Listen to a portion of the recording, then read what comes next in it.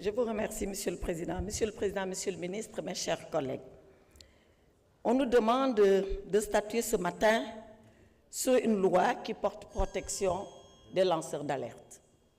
Et on dit dans la loi, à l'article 1er, c'est quoi le lanceur d'alerte? Mais on ne dit pas c'est quoi l'alerte. Qu'est-ce que c'est que l'alerte?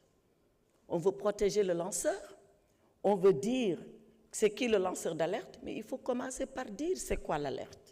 Alors, dans tous les pays qui ont consacré une loi sur les lanceurs d'alerte, on a consacré la définition de l'alerte. Je ne dis pas que vous ne le dites pas, mais c'est tellement défini dans le texte. Or, je considère que le fondement du lanceur, c'est d'abord l'alerte. Donc, l'alerte devrait être consacrée par un article à part qui le définit pour permettre à la personne qui contrôle, mais notamment au juge, de considérer que ce qui a été donné est une alerte ou n'est pas une alerte. Et comme vous êtes un magistrat et un procureur, je vous renvoie à une décision très récente du Conseil d'État français, elle date du 6 mars 2025, donc il y a quelques mois, qui définit l'alerte. Et le Conseil d'État dit ceci, 4 points pour définir l'alerte. Le Conseil d'État dit que l'alerte doit porter sur des faits précis dont on a personnellement connaissance.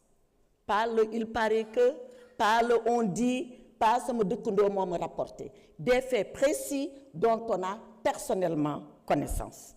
Deuxième trait qui caractérise l'alerte, le fait doit être délictueux, et c'est vrai, pour qu'il soit punissable, il faut qu'il soit délictueux et un délit bien sûr prévu par la loi, c'est l'élément légal de l'infraction.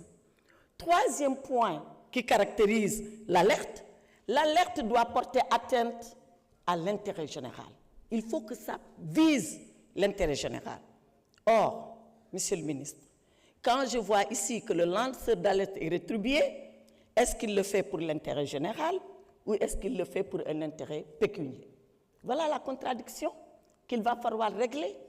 Si l'alerte est faite dans le sens de l'intérêt général, on ne doit pas rétribuer le lanceur d'alerte.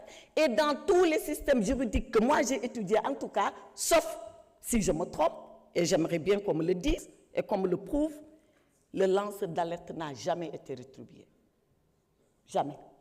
Il le fait toujours à titre gratuit. Or, parce qu'il sert l'intérêt général. Mais quand il est payé, est-ce que c'est l'intérêt général? Est-ce que c'est son intérêt particulier? Enfin, il faut que l'alerte ait trait à des faits qui ont été dissimulés.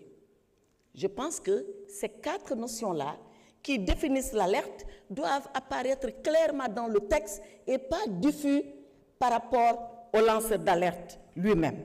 Enfin, pour finir, si le lanceur d'alerte lance son alerte et qu'on se rend compte que non seulement c'est une fausse alerte, mais c'est une fausse alerte de façon délibérée. Moi, je ne souhaite pas qu'on dise que cette personne, finalement, va subir les rigueurs de la loi et de la loi pénale ordinaire, comme en matière de diffamation. Et quand on sait l'indulgence des juges sur la diffamation, je considère qu'ici, on doit avoir une disposition pénale. Mais ça, c'est le code de procédure pénale qu'il va falloir réformer. On doit avoir une disposition pénale extrêmement sévère, mais pour que les gens ne s'amusent pas avec ça. Parce que, Monsieur le ministre, la meilleure façon de tuer le lanceur d'alerte, c'est de faire des alertes à tout va.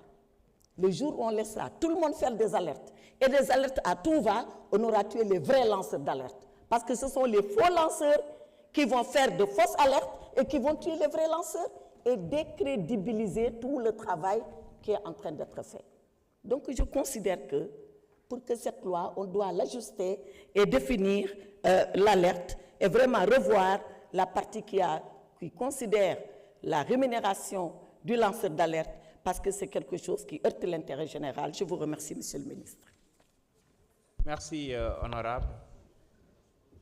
Honorable député Mohamed Aïb Salim Dafé, dernier orateur.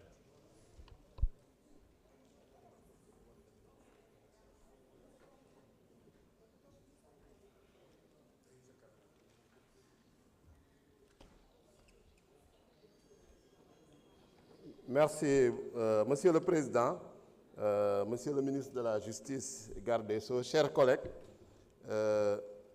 Je constate que depuis qu'ils sont devenus opposants,